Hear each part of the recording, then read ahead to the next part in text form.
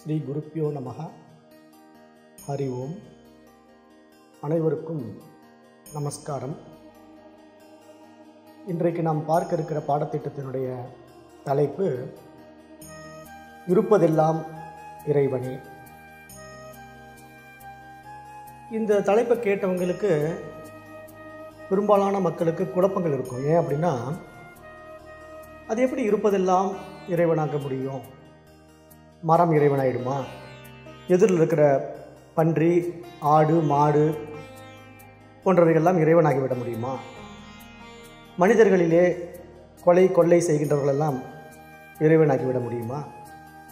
எதன் அடிப்படையிலே இருப்பதெல்லாம் இறைவனே அப்படிங்கிறது தெரியாததுனால தான் இந்த இறைத்தன்மைங்கிறது என்ன, இறைவன்னா யார் அப்படின்ட்டு பெரும்பாலான மக்களுக்கு புரியறதே கிடையாது. இன்றைய வகுப்பு மிக மிக முக்கியமான வகுப்பு. எவ்வளவு வேலைகள் இருந்தாலும் அவைகளை எல்லாம் சற்று ஒதுக்கி வைத்துவிட்டு கவனச்சிதறல் இல்லாமல் சற்று அமைதியாக கேட்டுக்கொண்டால் மட்டும்தான் உங்களுடைய வாழ்க்கையின் உன்னத பயணம் எப்படி முடியப் போகின்றது என்பது உங்களுக்கு புரிய வரும்.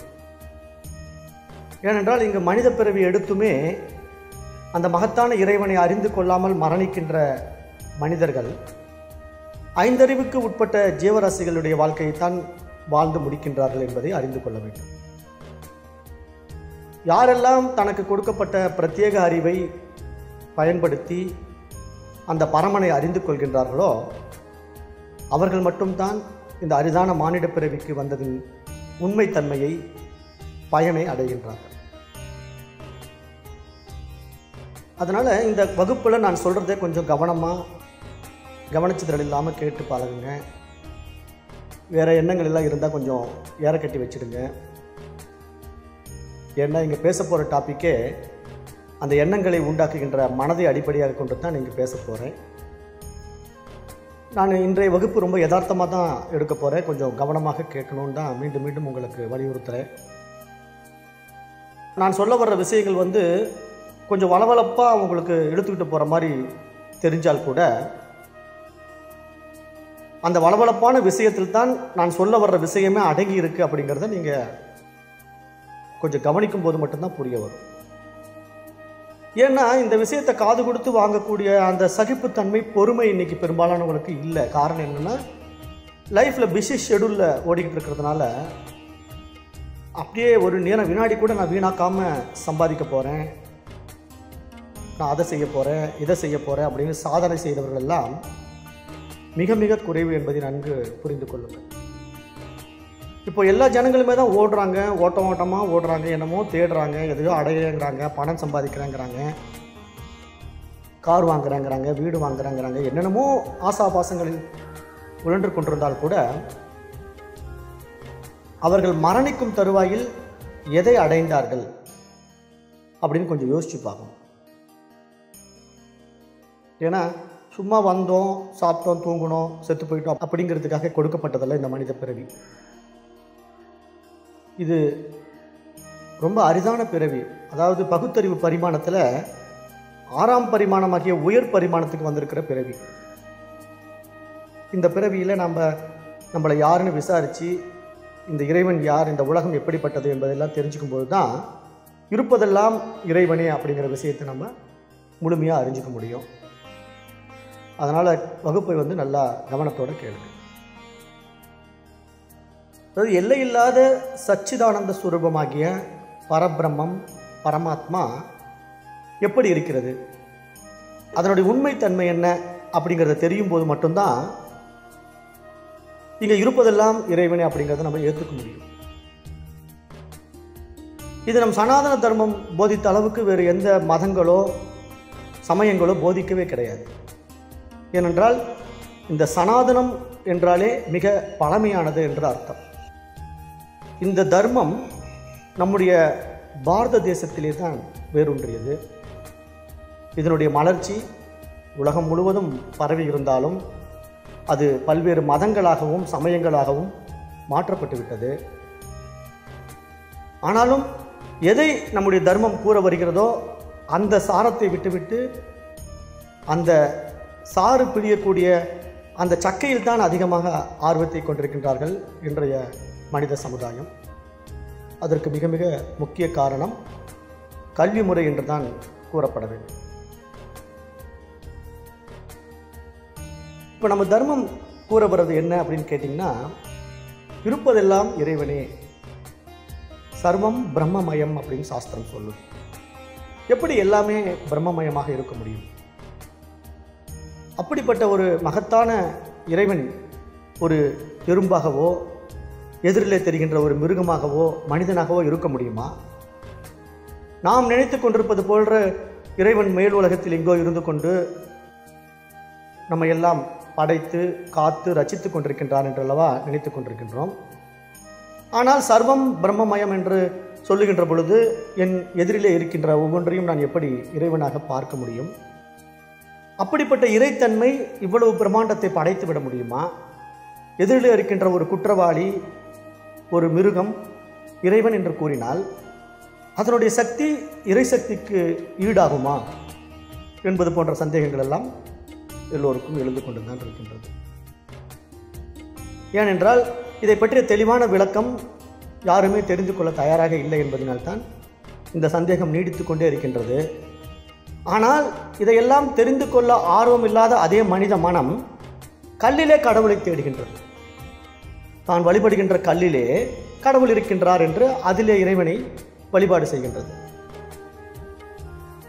பாறையை செதுக்கி அழகான விக்கிரகமாக வடிவமைத்த பிறகு அதை கடவுள் சிற்பமாக மாற்றிக்கொண்டு இதிலே அம்பாள் பிரதிஷ்டை செய்யப்பட்டிருக்கின்றது, இதில் சிவன் பிரதிஷ்டை செய்யப்பட்டிருக்கின்றது, இதிலே விஷ்ணு செய்யப்பட்டிருக்கின்றது என்றெல்லாம் ஒரு விக்கிரக வழிபாட்டிலே ஆர்வம் காட்டுகின்ற மனிதன் எதன் அடிப்படையிலே அந்த விக்கிரகத்தை வழிபடுகின்றான்? அந்த விக்கிரகத்திற்குள்ளே அணுவுக்குள் அணுவாய் இறைவன் இருக்கின்றான். படைக்கப்பட்ட ஒவ்வொரு உயிரினத்தின் உடல்களும் அணுவிலிருந்து தான் இவ்வாறு பெருகி வந்தது என்பதை அறிவியலும் ஆன்மீகமும் அன்றே ஏற்றுக்கொண்டது. நம்முடைய மெய்ஞானிகள் எல்லோருமே விஞ்ஞானிகளாகத்தான் வாழ்ந்தார்கள். இங்கு மெய்ஞானம் விஞ்ஞானம் என்ற தனித்தனி பாதைகள் கிடையவே கிடையாது. இரண்டும் ஒரே மனிதனிடத்திலே ஒருமித்த மனநிலையிலே தான் வெளிப்பட்டவைகள். யாரெல்லாம் இந்த உலகத்தையும் இந்த உலகத்திலே படைக்கப்பட்ட ஜீவராசிகளையும் புறத்திலே தேடி ஆராய்ந்து கொண்டிருக்கின்றானோ அவன் வெளியிருந்து நிறைய அனுபவங்களை சேகரித்து கொண்டு அதன் வாயிலாக இந்த உலகத்திற்கு கொடுத்ததுதான் அறிவியல். யாரெல்லாம் அகத்திலே தன் உள்ளே இருக்கின்ற அணுவை ஆராய்ந்து கொண்டு அந்த அணுவுக்குள் அணுவாய் அந்த அகண்டமே அறிவாய் இருக்கின்றது, உணர்வாய் இருக்கின்றது என்பதை ஒப்புக்கொள்கின்றானோ அதுவே மெய்யியல் என்று நம் தர்மம் எடுத்து கூறுகின்றது. ஆகவே இங்கு மெய்யியலாகட்டும் அறிவியலாகட்டும் இரண்டுமே அந்த ஏக அறிவின் வெளிப்பாடு. அது எல்லையில்லாத மனித தேகத்தின் வாயிலாக அறிவாக வெளிப்பட்டு கொண்டிருக்கின்றது. அதிலே எது நன்மை பயக்கும் எது தீமை பயக்கும் என்பதை நன்கு பகுத்தறிகின்ற மனிதன் மட்டுமே தனக்கு கொடுக்கப்பட்ட பிரத்யேக பகுத்தறிவினால் மனித சமுதாயத்திற்கு நன்மைகள் செய்ய முடிகின்றது. அத்துடன் தனக்கு கீழான அறிவுடன் வாழுகின்ற மிருகங்கள் முதல் கொண்டு தாவரங்கள் வரை நன்மை செய்ய முடிகின்றது.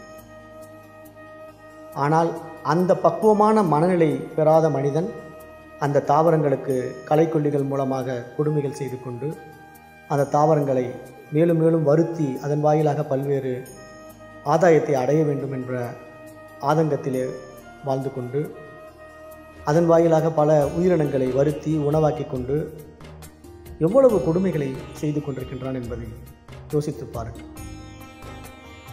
எவ்வளவு ஒரு அறியாமை மனிதனிடத்திலே புகுத்தப்பட்டிருக்கின்றது. அஞ்ஞானத்திலே மனிதன் வாழுகின்றான். இதை எடுத்துக்கொள்ளக்கூடிய சரியான பக்குவமான படிப்பறிவு மனிதனுக்கு கொடுக்கப்படவில்லை. எல்லோருமே பணத்தை நோக்கித்தான் ஓடுகின்றார்கள்.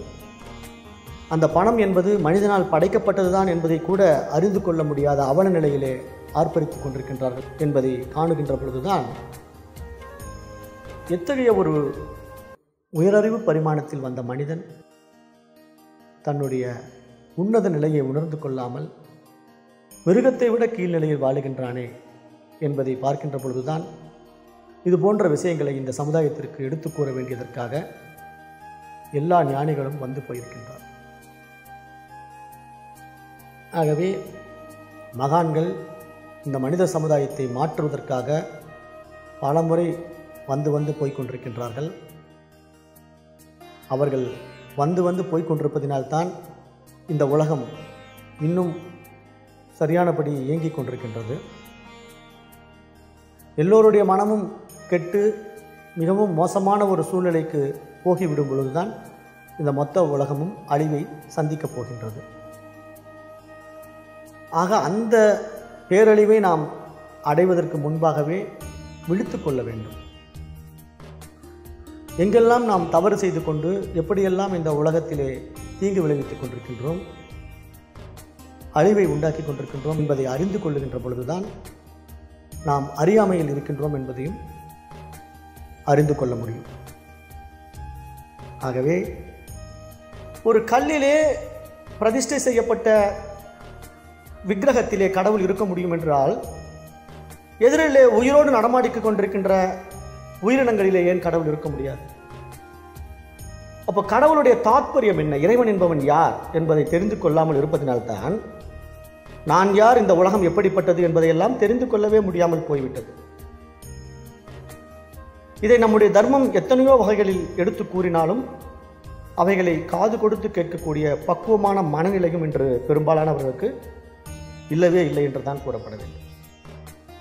ஆகவே நன்கு இந்த பாடத்திட்டத்தை புரிந்து கொண்டு என்ன கூற வருகிறது நம்முடைய சனாதன தர்மம், தர்மத்திலே கூறப்பட்ட இறைவன் யார், இந்த உலகம் எப்படிப்பட்டது, இருப்பதெல்லாம் இறைவனே என்றால் நான் யார் என்று எவன் ஒருவன் இதை மிக மிக பொறுமையாக தன்னுள்ளே ஆராய்ந்து பார்க்கின்றானோ அவன் மட்டும்தான் இந்த சர்வம் பிரம்மமயம் என்பதை ஏற்றுக்கொண்டு அந்த ஏகாந்த இறைவனை தன்னுடைய உள்ளத்திலே இருத்தி பரமானந்தத்திலே திளைத்துக் கொண்டிருக்க முடியும் என்பதை கூற வருகின்றேன்.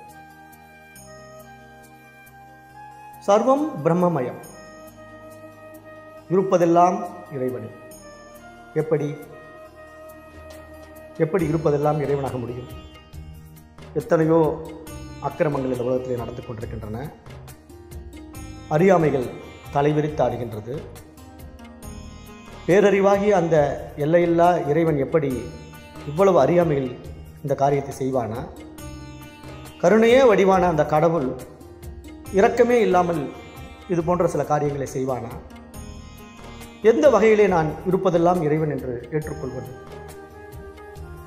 இதுதான் எல்லோருக்குமே பிரச்சனை. அதாவது இங்கு இறைவன் என்பவன் எப்படிப்பட்டவன் அது தெரிந்தால் தானே இருப்பதெல்லாம் இறைவன் என்று நாம் தெரிந்து கொள்ள முடியும். ஆனால் நாம் நினைத்து கொண்டிருப்பது போல புராண கதைகளிலே ஏற்றி வைக்கப்பட்டிருக்கின்ற விஷயங்களைப் போல இறைவன் எங்கோ மேலே சொர்க்கத்திலே இருந்து கொண்டிருக்கின்றான், அல்லது பிரம்மலோகத்தில் இருந்து கொண்டிருக்கின்றான், அல்லது கைலாசத்திலே இருந்து கொண்டிருக்கின்றான்.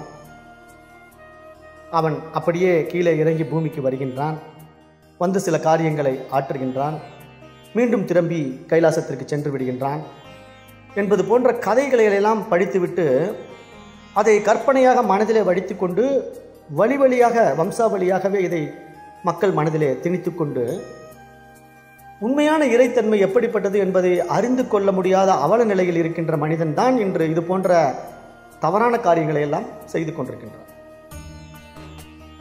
ஈவு இரக்கமின்றி மனிதன் வாழ முடிகின்றது என்றால் அதன் தன்மை என்ன? இருப்பதெல்லாம் இறைவனை என்பதை அறிந்து கொள்ள முடியாததுதான் காரணம். இங்கு ஒன்றை நன்கு புரிந்து கொள்ள முயற்சி செய்யுங்கள்.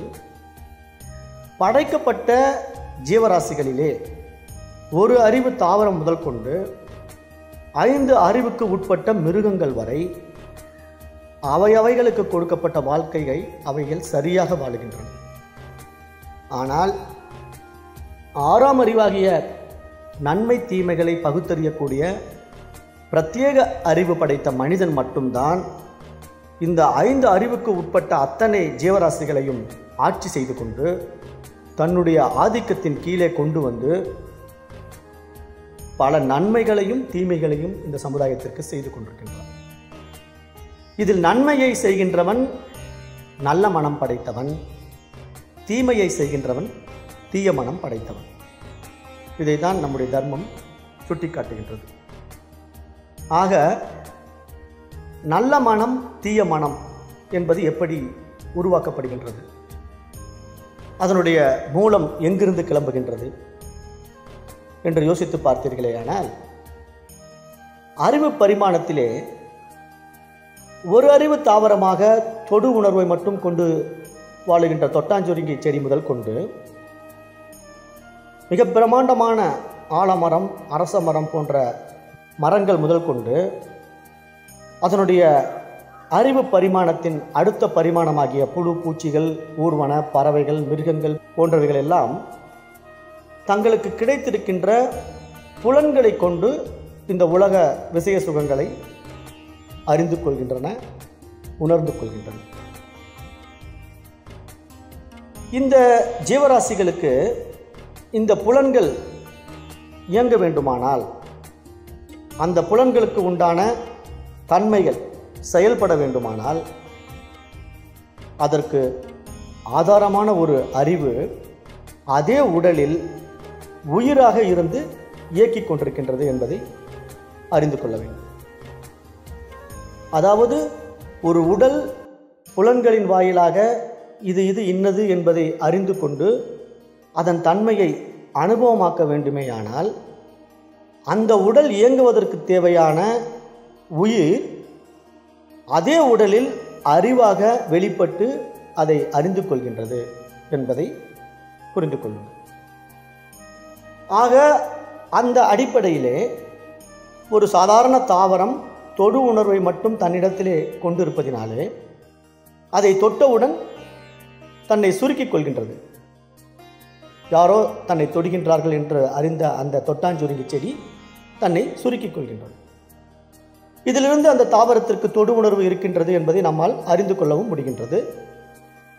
இந்த அறிவு, அதாவது நான் தொட்டவுடன் அது சுருங்குகின்றது என்பதை அறியக்கூடிய அறிவு என்னிடத்திலேயும் இருக்கின்றது.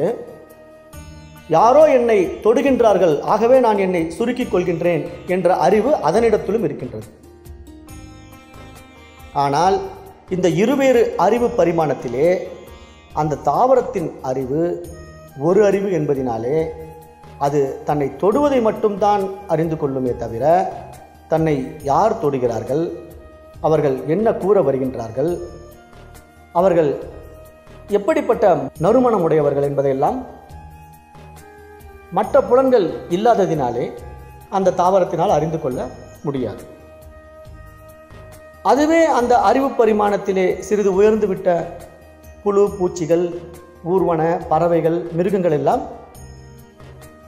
தங்களுக்கு கிடைத்திருக்கின்ற அதீத புலன்களின் மூலமாக இவர் இன்னார் வருகின்றார் என்று தன் கண்களினால் பார்க்கின்றது, இவர் எதையோ சொல்லுகின்றார் என்று தன் காதுகளினால் கேட்கின்றது, இத்தகைய மனம் இந்த மலரிலிருந்து கிடைக்கின்றதே என்பதை முகருகின்றது.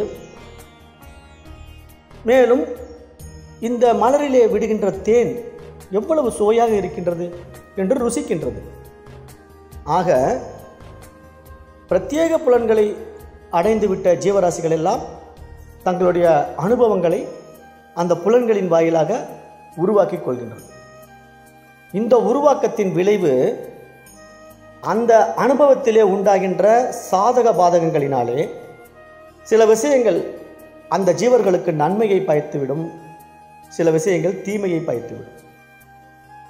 அதாவது தேன் சுவையாகத்தான் இருக்கின்றது என்று அந்த தேனிலேயே அமர்ந்து கொண்டு மிகவும் ஆழத்திலே தேனை குடித்து கொண்டே இருந்தால் என்னாகிவிடும்?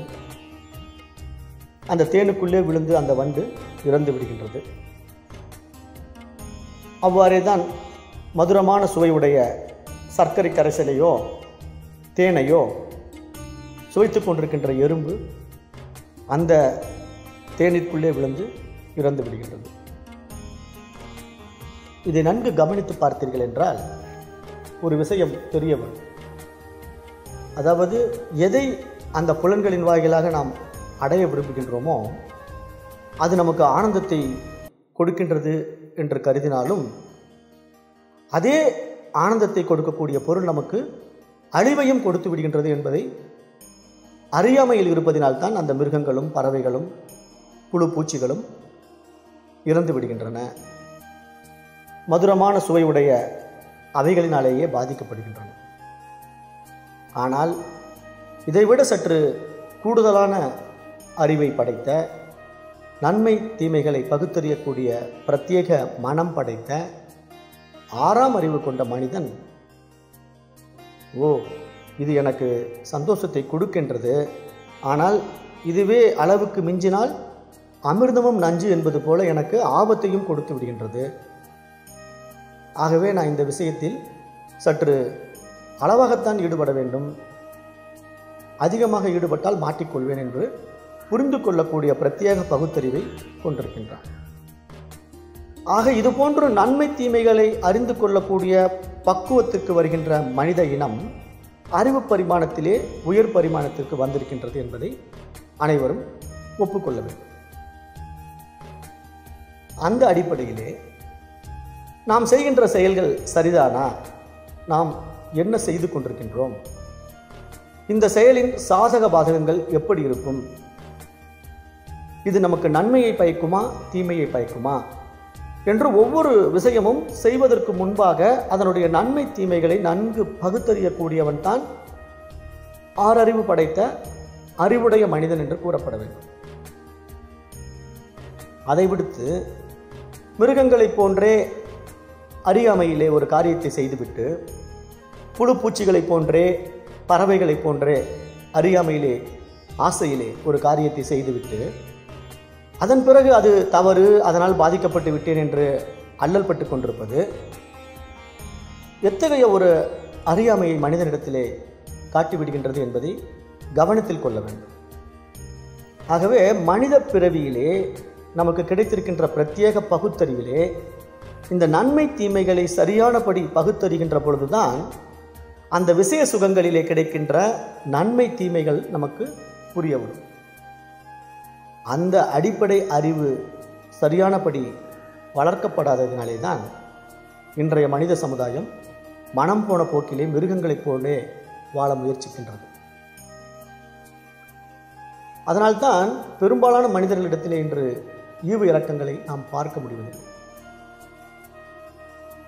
5 அறிவுக்கு உட்பட்ட ஜீவராசிகள் தன்னுடைய உணவு சக்கரத்திலே தன்னுடைய பசியை ஆற்றிக்கொள்வதற்காக மட்டும்தான் ஒன்றை ஒன்று வேட்டையாடி உணவாக உட்கொள்கின்றன. அவைகளுடைய பசி தாகம் அடங்கியவுடன் அவைகள் தன்னுடைய இயல்பு நிலைக்கு திரும்பி எப்பொழுதும் போல அமைதியாக ஓய்வெடுத்துக் கொண்டிருக்கின்றன அல்லது உறங்கிக் கொண்டிருக்கின்றன. இதை விடுத்து அவைகள் வேறு தேவையற்ற சிந்தனைகளையோ சேமிக்க வேண்டும் என்ற எண்ணங்களையோ இதை பிற்காலத்தில் என்னுடைய வாரிசுகளுக்கு கொடுக்க வேண்டும் என்ற கட்டாயத்திலோ வாழ்வது கிடையாது. ஆனால் இந்த மனித சமுதாயம் மட்டும்தான் தனக்கு கிடைத்திருக்கின்ற பிரத்யேக பகுத்தறிவிலே எது தனக்கு சாதகமாக இருக்கின்றதோ, அது தனக்கு சந்தோஷத்தை கொடுக்கின்றதோ, அதன் மூலமாக நன்மை கிடைக்கின்றது என்று கருதுகின்றதோ, அதையெல்லாம் தனக்கே உரித்தானதாக மாற்றிக்கொள்ள முயற்சிக்கின்றது. அந்த முயற்சியின் விளைவாகத்தான் 5 அறிவுக்கு உட்பட்ட அத்தனை ஜீவராசிகளையும் தனக்கு அடிமையாக வைத்துக் கொண்டிருக்கின்றது இந்த மனித சமுதாயம். அதன் அனுபவங்களை நாம் இன்று நேரடியாக பார்க்க முடிகின்றது. கவனித்து பாருங்கள். அன்றைய சனாதன தர்மத்திலே வழிவந்த சான்றோர்கள் எல்லாம் எப்படி வாழ்ந்தார்கள், இன்று அந்த சனாதன தர்மத்தை மறந்த இன்றைய மனித சமுதாயம் எப்படி வாழ்கின்றது என்பதை சற்றே ஒப்பிட்டு பாருங்கள். உதாரணத்திற்கு ஒரு விஷயத்தை கூறுகின்றேன். கவனமாக கேளுங்கள். இப்பொழுது நாம் எல்லோருமே பால் அருந்துகின்றோம்.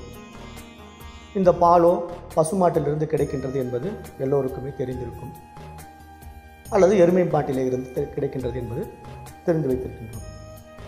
ஆக ஒரு விலங்கிடத்திலிருந்து கிடைக்கின்ற பால் நமக்கு ஊட்டத்தை கொடுக்கின்றது, உற்சாகத்தை கொடுக்கின்றது என்பதனால்தான் அந்த பாலை நாம் அருந்துகின்றோம். ஆனால் அந்த பாலை கொடுக்கின்ற தாயாகிய பசு அல்லது தாயாகிய எருமை தன்னுடைய கன்றுக்குட்டிக்காகத்தானே அதை உண்டாக்குகின்றது. தான் ஈன்ற தன்னுடைய குழந்தை பசியாற வேண்டும் என்ற இயற்கையின் நியதிப்படி குழந்தை பெற்றெடுத்த தாய்க்கு மடியில் பால் சுரக்க ஆரம்பித்து விடுகின்றது. அந்த பால் சுரக்கின்ற சூழ்நிலையிலே அந்த குழந்தை பசியாறி முடித்தவுடன், அதாவது அந்த கன்றுக்குட்டி பசியாறி முடித்தவுடன் அதற்கு பிறகு அதனுடைய மடி வலிக்கக்கூடாது, அதிகமாக இருக்கின்ற பாலினாலே அது பாதிக்கப்படக்கூடாது என்பதை நல்ல எண்ணத்திலே அறிந்து கொண்ட அன்றைய சான்றோர்கள் அந்த அதிகப்படியான பாலை கறந்தெடுத்து அதை தங்களுடைய சொந்த உபயோகத்திற்கு பயன்படுத்தி கொண்டு வாழ்ந்தார்கள். இப்படித்தான் அன்றைய மனித சமுதாயம் பாலை கறந்து வாழ்ந்து கொண்டிருந்தது, தன்னுடைய குழந்தைகளுக்கும் கொடுத்து கொண்டிருந்தது. தாய்ப்பால் சுரக்காத தாய்மார்கள் பசும்பாலை குழந்தைகளுக்கு கொடுத்து வளர்த்தி வந்தார்கள். ஆனால் இன்றைய பாடத்திட்டங்களின் வாயிலாக ஏற்றி வைக்கப்பட்ட அறிவிலே இதை செய்தால் இப்படி சம்பாதிக்கலாம், அதை செய்தால் அப்படி சம்பாதிக்கலாம் என்ற சம்பாதிக்கக்கூடிய பணத்தாசையினாலே, விவசாயம் எல்லாம் வியாபாரமாக்கப்பட்டதினாலே, விளைநிலங்கள் எல்லாம் இன்று மாசுபடுத்தப்பட்டதினாலே எல்லாவற்றிலுமே பணமே பிரதானமாக பார்க்கப்படுகின்றது. அந்த அடிப்படையிலே ஒரு தாயும் சேயும் சந்தோஷமாக வாழ முடியாமல் கன்றுக்குட்டியை தாயிடமிருந்து பிரித்துவிட்டு தான் மட்டுமே அதிகமாக சம்பாதிக்க வேண்டும் என்று அதனுடைய பாலை கறந்து வியாபார நோக்கத்திலே விற்பனை செய்து கொண்டிருக்கின்ற விவசாயிகளைத்தான் இன்று நாம் பார்க்க முடிகின்றது. அதுபோலே மரங்கள் இயற்கையாக பூத்து குலுங்கி கொண்டிருக்கிறவைகள் எல்லாம் இன்னும் நிறைய கொடுக்க வேண்டும். ஏன் இந்த மரத்திலே 10 மாங்காய்கள் தான் விடுகின்றன, 10,000 மாங்காய்கள் விட்டால் இன்னும் நிறைய சம்பாதிக்கலாமே என்ற ஆசையின் காரணமாக அவைகளுக்கு அதிக பழங்களை கொடுக்கக்கூடிய, ஹார்மோன்களை தூண்டக்கூடிய ரசாயன மாற்றங்களை வேரிலே கொடுக்கப்படுகின்றது. இது ஒரு வகையிலே மனித சமுதாயத்தை சீரழிப்பதற்கு காரணமாகவும் அமைந்து விடுகின்றது. எல்லா விவசாயங்களும் இன்று விளைநிலங்களும் மருந்துகளினாலும் உரங்களினாலும் தான் உண்டாக்கப்பட்டிருக்கின்றன. அந்த உரமும் பூச்சிக்கொல்லி மருந்துகளும் நம்முடைய உணவு சக்கரத்தை அழித்து கொண்டிருக்கின்றன. இதையெல்லாம் அறிந்து கொள்ள ஆர்வம் இல்லாத மனித சமுதாயம் தான் மட்டுமே நன்றாக வாழ்ந்தால் போதும் என்ற சுயநலத்திலே இது போன்ற காரியங்களை செய்து கொண்டிருக்கின்றன. இதெல்லாம் ஏன் செய்கின்றார்கள், எப்படி செய்ய முடிகின்றது என்று கேட்டீர்களே, ஆனால் இறைவன் யார், நான் யார், இந்த உலகம் எப்படிப்பட்டது என்பதை தெரிந்து கொள்ளாத காரணத்தினால் தான் இதையெல்லாம் செய்ய முடிகின்றது என்று கூற வருகின்றது.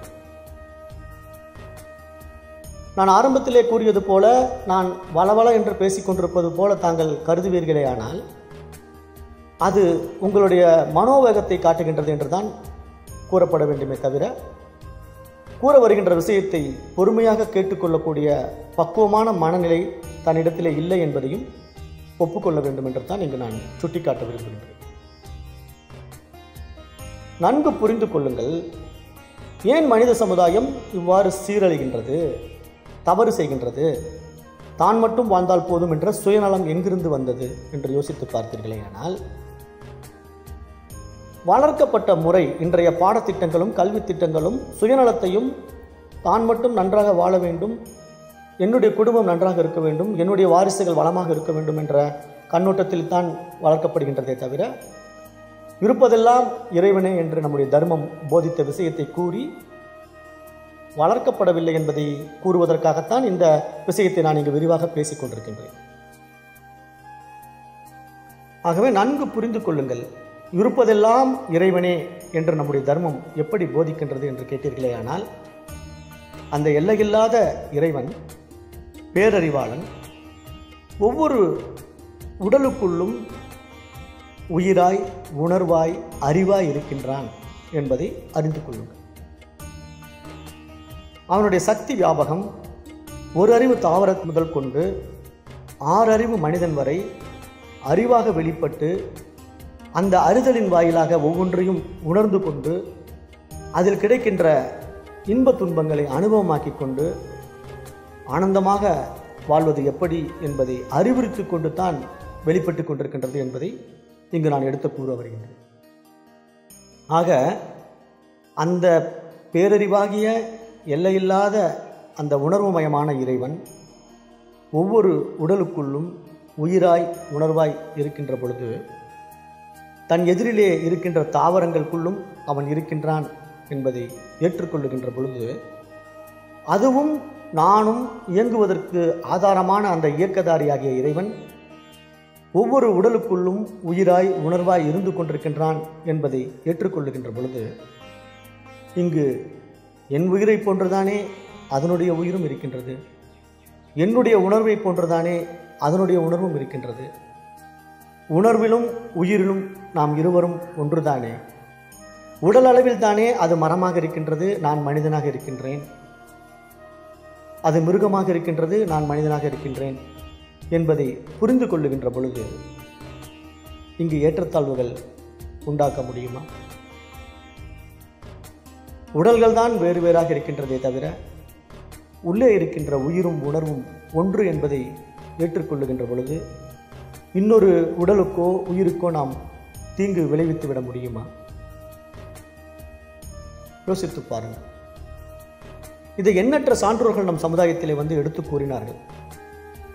நம்முடைய தமிழ் தர்மத்திலே திருவள்ளுவ பெருந்தகை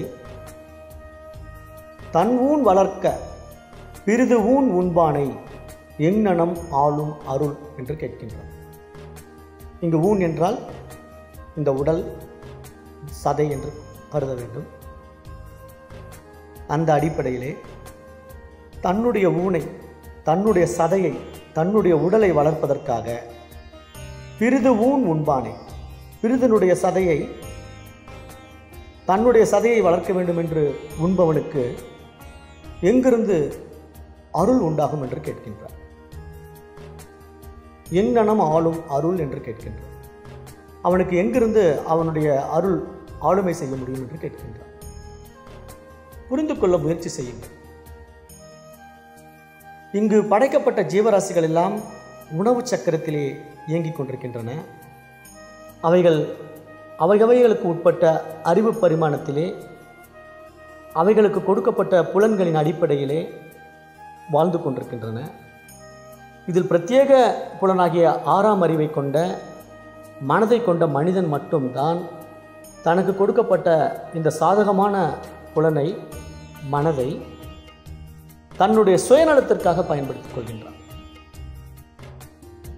அந்த சுயநலம் என்பது எதன் அடிப்படையிலே நாம் இங்கு அறிந்து கொள்ள வேண்டும் என்றால், தன்னுடைய சுயத்தை அறிந்து கொள்வதற்கான நலமாக அதை அறிந்து கொள்ள வேண்டும். ஒரு அறிவிலிருந்து 5 அறிவுக்கு உட்பட்ட எந்த ஜீவராசிகளும் தன்னை யார் என்று தன் சுயத்தை அறிந்து கொள்ளவே முடியாது. ஆனால் பிரத்யேக பகுத்தறிவு கொண்ட, மனதை கொண்ட மனிதன் தன் மனதை கொண்டே நான் யார், இந்த உலகம் எப்படிப்பட்டது, இறைவன் என்பவன் யார் என்றெல்லாம் விசாரித்து அறிகின்ற பொழுது தன்னுடைய சுயத்தை அவன் அறிந்து கொள்ள முடியும்.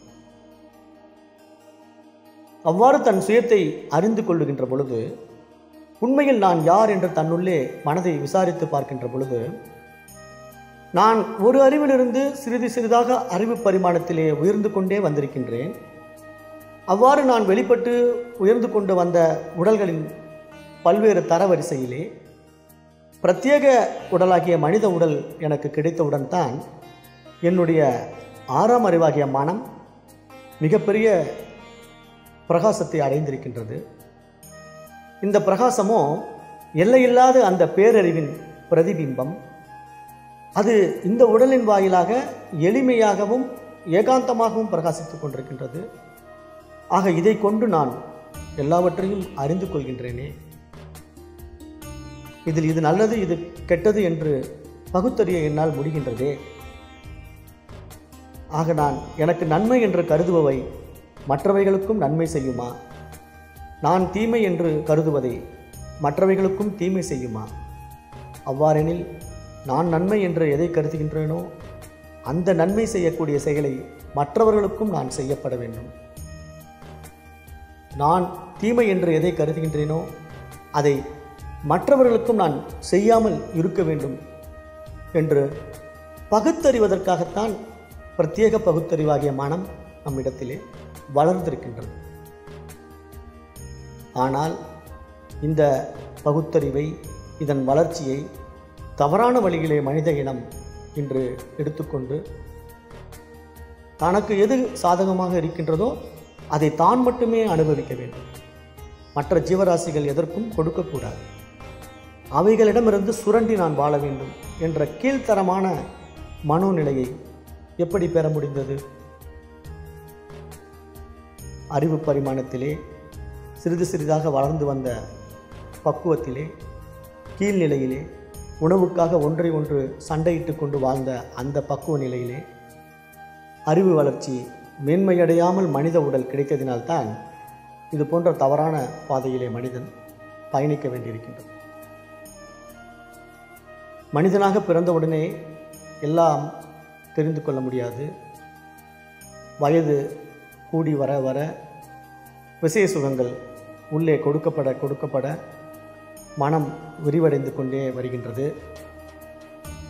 அந்த மனதின் விரிவு புத்தி சக்தியை தூண்டி எது சரி எது தவறு என்று பகுத்தறிந்து அவ்வாறு சேகரித்து கொண்ட விஷயங்களை சித்தத்தினுள்ளே வைத்துக்கொண்டு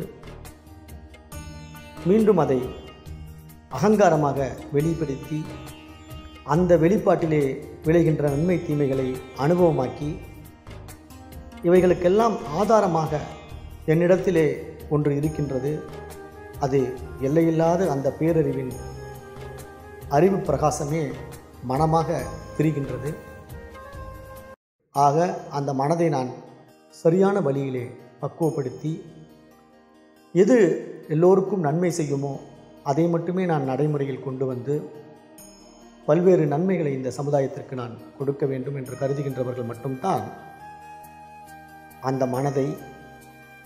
மனதின் அடுத்த படிநிலையாகிய புத்தி சக்தியை சரியானபடி புரிந்து கொண்டு அந்த புத்தியிலே சேகரித்து கொண்ட சித்தத்தை தெளிவாக வைத்துக்கொண்டு அந்த சித்தம் தெளிந்தவர்கள்தான் சித்தர்கள் என்பதை அறிந்து கொண்டு அந்த சித்தத்திலே சேகரித்து கொண்ட விசேஷ சுகங்களிலே எது எல்லாம் எனக்கு நன்மை செய்யுமோ, மற்றவர்களுக்கு நன்மை செய்யுமோ அதை நான் இந்த உலகத்துக்கு கொடுத்து கொண்டு அதன் வாயிலாக என்னுடைய அகங்காரம் வெளிப்படுவதிலே அடுத்த படிநிலைக்கு மனிதன் உயர்கின்றான். அதிலே உண்மைத்தன்மையை உணர்ந்து கொள்ளுகின்ற பொழுது என்னுடைய சுயநலம்தான் இங்கு எல்லாமாக இருக்கின்றது, நானே எல்லாவற்றிலும் உணர்வுமயமாய் இருக்கின்றேன் என்று உணர்ந்து கொள்ளுகின்ற உள்ளத்தை யார் ஒருவர் உணர்கின்றாரோ அவர்களுக்குத்தான் உள்ளம் பெருங்கோயில், இந்த ஊன் உடம்பு ஆலயம் என்பது அறிய முடிகின்றது.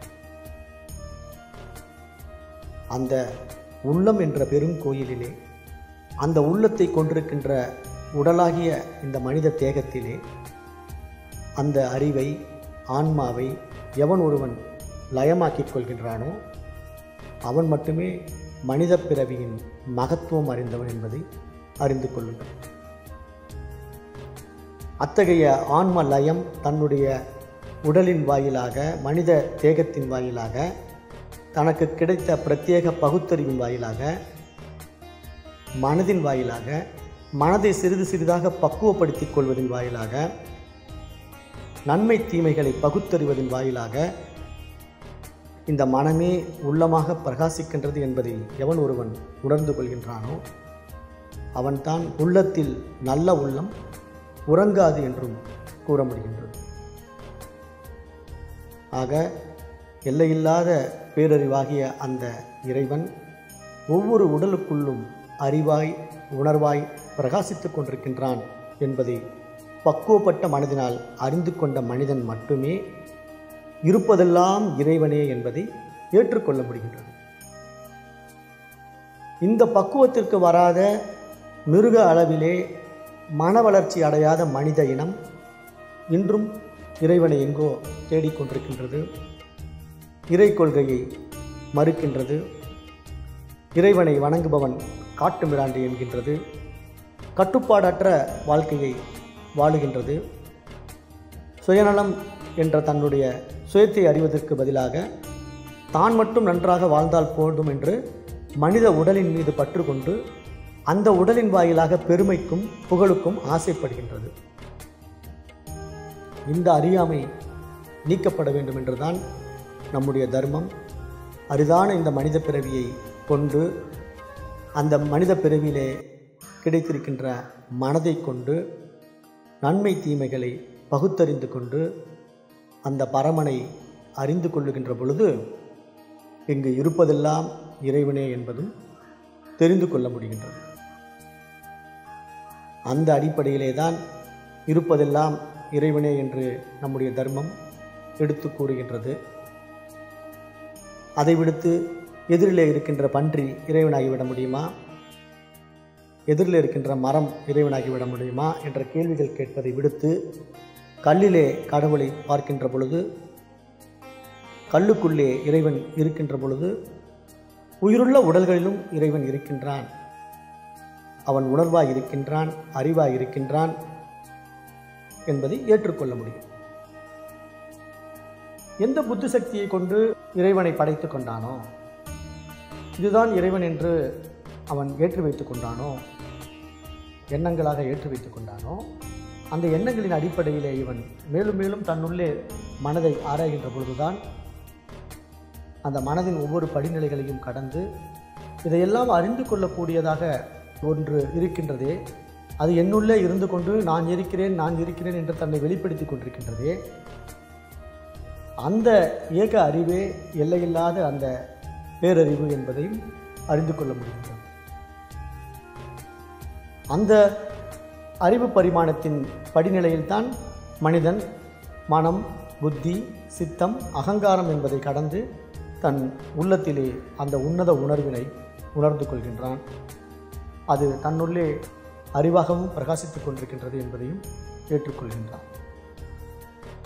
ஆக இருப்பதெல்லாம் இறைவனே என்ற வார்த்தையின் உண்மையான அர்த்தத்தை அறிய வேண்டுமானால் முதலில் இந்த இறைவன் என்ற ஒரு விஷயத்தை படைக்கப்பட்ட ஜீவராசிகளிலே ஒரு அறிவு தாவரம் முதற்கொண்டு 5 அறிவு மிருகங்கள் வரை அறிந்து கொள்ளவே முடியாது. அதை பற்றிய ஆர்வமும் அவைகளிடத்திலே கிடையவே கிடையாது. எந்த ஒரு மனிதன் பிரத்யேக பகுத்தறிவை கொண்டிருக்கின்றானோ அவன் மட்டுமே அந்த நன்மை தீமைகளை பகுத்தறியும் பொருட்டு இது நல்லது இது கெட்டது என்பதை புரிந்து கொண்டு நற்காரியங்களை இந்த உலகத்துக்கு பல வகைகளும் செய்கின்றவன் தான் மனிதனிலிருந்து தெய்வீகத்தன்மைக்கு உயர்கின்றான். அவனை மணிவாசக பெருமானும் தன்னுடைய அறிவு பரிமாணத்தின் படிநிலைகளாக அழகாக தன்னுடைய திருவாசகத்திலேயும் தெளிவுபடுத்துகின்றார். அந்த அறிவு படிநிலைகளிலே புல்லாய், புழுவாய், பல்மிருகமாய், பறவையாய், பாம்பாய், மனிதராய், தேவராய் என்று அந்த அறிவு வளர்ந்து வருகின்ற படிநிலைகளிலே ஒவ்வொரு படிநிலையாக சுட்டி காட்டுகின்றார். ஆக மனிதனும் தெய்வமாகலாம் என்பது எதன் அடிப்படையில் கூறப்பட்டிருக்கின்றது என்றால், தன்னுடைய மனதை அறிவு பரிமாணத்திலே உயர்நிலைக்கு உயர்த்தி கொண்டு வருகின்ற பகுத்தறிவு கொண்ட மனிதன் நான் யார், இந்த உலகம் என்பது என்ன, இறைவன் என்பது யார் என்பதை விசாரித்து அறிகின்ற பொழுதுதான் இங்கு இருப்பதெல்லாம் என்னுடைய மனோவியாபகத்திலே வெளிப்படுகின்றது. அவ்வாறு வெளிப்படுகின்ற ஒவ்வொன்றுக்குள்ளும் அந்த பேரறிவு பிரகாசித்து கொண்டிருக்கின்றது. அதே அறிவு இந்த உடலின் வாயிலாகவும் ஒவ்வொன்றையும் அறிந்து கொள்கின்றது. அது உயிராக இந்த உடலினுள்ளே இருந்து கொண்டு ஒவ்வொன்றையும் அறிந்து உணர்ந்து கொள்வதனால்தான் நான் எல்லாவற்றையும் அறிய முடிகின்றது. அதன் அடிப்படையிலே அந்த அறிவு மட்டுமே இருக்கின்றது, அதுவே இறைவனாக இருக்கின்றது, அதுவே எல்லோருள்ளத்திலும் உணர்வாக உணரப்படுகின்றது என்பதையும் உணர்ந்து கொள்கின்றார்.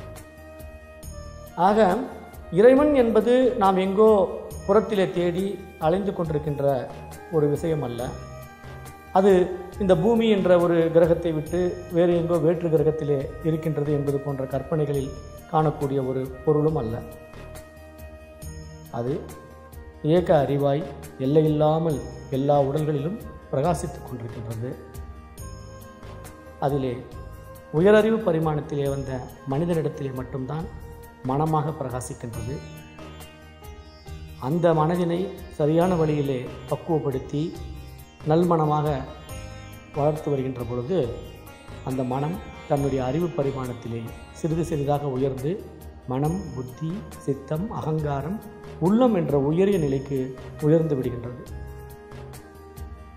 அந்த உள்ளத்தைத்தான் பெருங்கோயில் என்று கூறுகின்றார் பகவான் திருமூலர். ஆக மனமே ஆன்மா, மனமே அறிவு, மனமே குரு என்பதை அநேக ஞானிகள் இந்த உலகத்திற்கு வந்து அறிவுறுத்தியிருக்கின்றார்கள். ஆகவே நன்கு புரிந்து கொள்ளுங்கள், நம்முடைய மனம் தூய்மையாக இருந்தால் இங்கு காணப்படுகின்ற அனைத்துமே நமக்கு தூய்மையாக காணப்படும். நம் மனம் கலங்கி கள்ளத்தனமாக இருந்தால் இங்கு காணப்படுகின்ற அனைத்துமே கள்ளத்தனமாகத்தான் காணப்படும்.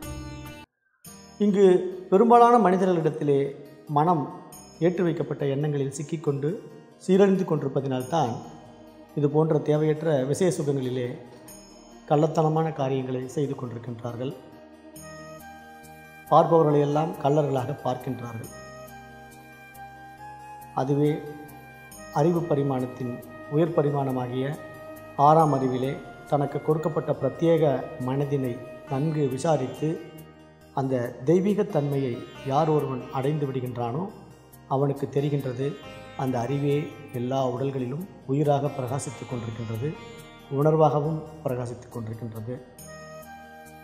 அந்த அறிவே தான் ஒவ்வொரு உடலின் வாயிலாகவும் தன்னை உணர்ந்து கொள்கின்றது என்பதை ஏற்றுக்கொண்டு எல்லையில்லாத ஏக அறிவே எல்லாவற்றிலும் நீக்கமர நிறைந்திருக்கின்றது, அது அணுவுக்குள் அணுவாய் இருக்கின்றது என்பதையும் ஏற்றுக்கொள்ள முடிகின்றது. அவ்வாறு அணுவுக்குள்ளே அணுவாக இறைவனை அறிந்து கொண்ட ஞானிகள் தான் அந்த அணுவினுள்ளே அசைகின்ற அந்த நடராஜரின் திருநடனத்தையும் இந்த உலகத்திற்கு எடுத்து கூறியிருக்கின்றார்கள்.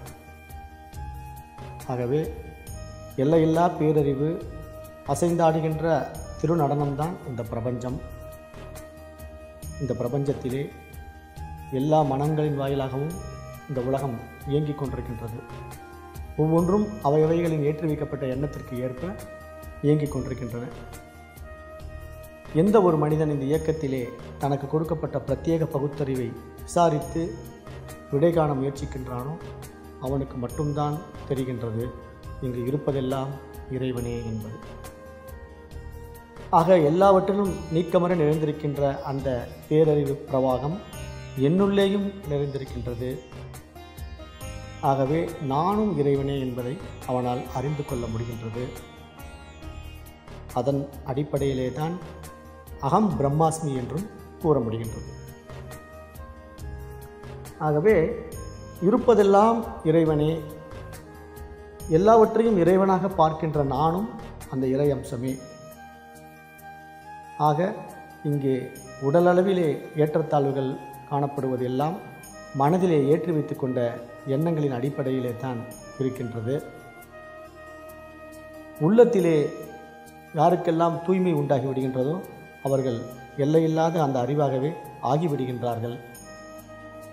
அவர்கள் அந்த இறைவனாகவே இருக்கின்றார்கள் என்பதையும் அறிந்து கொள்ள முடிகின்றது. அந்த உள்ளத்தின் உயர் பரிமாணத்திற்கு எந்த ஜீவராசிகளால் வர முடியும் என்று கேட்டீர்களேயானால் மனிதனாக பிறந்த ஒருவனால் மட்டும்தான் அவ்வாறு உயர் பரிமாணத்திற்குள்ளே வர முடியும். காரணம், எந்த ஜீவராசிகளுக்கும் கிடைக்காத பிரத்யேக பகுத்தறிவாகிய நன்மை தீமைகளை பகுத்தறியக்கூடிய 6ஆம் அறிவாகிய மனம் முழுமையடைந்திருக்கின்றது. அந்த மனதிலே அந்த பேரறிவை முழுமையை எவன் ஒருவன் உணர்ந்து கொள்கின்றானோ அவனுக்கு மட்டும்தான் தெரிகின்றது, இந்த பூரணத்திலிருந்து எதையும் பிரிக்க முடியாது, அந்த பூரணமே எல்லாவற்றிலும் நீக்கமர நிறைந்திருக்கின்றது என்பதை அறிந்து கொண்ட ஞானிகள் ஓம் பூர்ணமத பூர்ணமிதம் பூர்ணாத் பூர்ணமுதச்சதே பூர்ணஸ்ய பூர்ணமாதாய பூர்ணமேவாவசிஷ்யதே ஓம் சாந்தி சாந்தி சாந்தி என்று உபனிஷத் மந்திரத்திலே உரைக்க முடிகின்றது. ஆகவே முழுமையிலிருந்து எதை பிரித்தெடுத்தாலும் அங்கு எஞ்சியிருப்பது முழுமையே என்பதை யார் ஒருவன் ஏற்றுக்கொள்கின்றானோ அவனுக்கு மட்டுமே இங்கு இருப்பதெல்லாம் இறைவனே என்பது தெரிய வருகின்றது. ஆகவே எல்லாம் இறை அம்சமே, இறை சக்தியே இங்கு வெளிப்பட்டு கொண்டிருக்கின்றது என்பதை அறிகின்ற பொழுது கல்லிலும் கடவுளை காண முடிகின்றது, மரத்திலும் கடவுளை காண முடிகின்றது, எதிரிலே இருக்கும் ஒவ்வொரு ஜீவராசிகளிலும் கடவுளை காண முடிகின்றது. அவர்களுக்கு மட்டும்தான் காணும் இடம் எங்கும் நீக்கமர நிறைந்திருக்கின்ற பரிபூரண ஆனந்தமே என்று பாட முடிகின்றது. ஆகவே இருப்பதெல்லாம் இறைவனே என்பது அறிவின் உணர்வின் அடிப்படையில் பார்க்க வேண்டுமே தவிர கொடுக்கப்பட்ட உடல்களின் அடிப்படையில் காண முயற்சித்தீர்களேயானால் மனதிலே சிக்கிக் கொண்டிருக்கின்றீர்கள் என்பதை அறிந்து கொள்ளுங்கள். அந்த அறிவை எல்லா உடல்களிலும் நீக்கமர நிறைந்திருக்கின்றது என்பதை யார் ஒருவர் ஏற்றுக்கொண்டு எல்லாவற்றிலும் இறை அம்சத்தை காண்கின்றார்களோ அவர்கள் அந்த அறிவில் உயர்ந்திருக்கின்றார்கள் என்பதையும் அறிந்து கொள்ளுங்கள். இதுதான் இருப்பதெல்லாம் இறைவனே என்ற இந்த தலைப்பின் சாராம்சம். ஆகவே எல்லாவற்றிலும் அந்த இறைத்தன்மையை காணுங்கள்.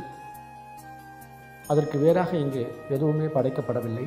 படைக்கப்பட்ட ஒவ்வொன்றிலுமே அது உயிராய், உணர்வாய், அறிவாய் பிரகாசித்துக் கொண்டிருக்கின்றது என்பதை அறிந்து ஆனந்தமாக வாழ கற்றுக்கொள்ளுங்கள். ஆக எதிரிலே இருக்கின்ற மரத்தை மஞ்சள் தடவி குங்குமம் போட்டிட்டு அதை அம்பாளாக வழிபட்ட தர்மமும் நம்முடைய சனாதன தர்மம்தான். கல்லிலே கடவுள் சிலையை வடிவமைத்து அதை கோவிலிலே கர்ப்பகிரகத்திலே பூஜிப்பதும் நம்முடைய சனாதன தர்மம்தான். பார்க்குமிடமெங்கும் நீக்கமர நிறைந்திருக்கின்ற பரிபூரண ஆனந்தமே என்று கூறியதும் நம்முடைய சனாதன தர்மம்தான் என்பதை கூறி இந்த வாய்ப்பளித்த அனைவருக்கும் நன்றி கூறி விடைபெறுகின்றேன். நன்றி. ஓம் தத் சத்.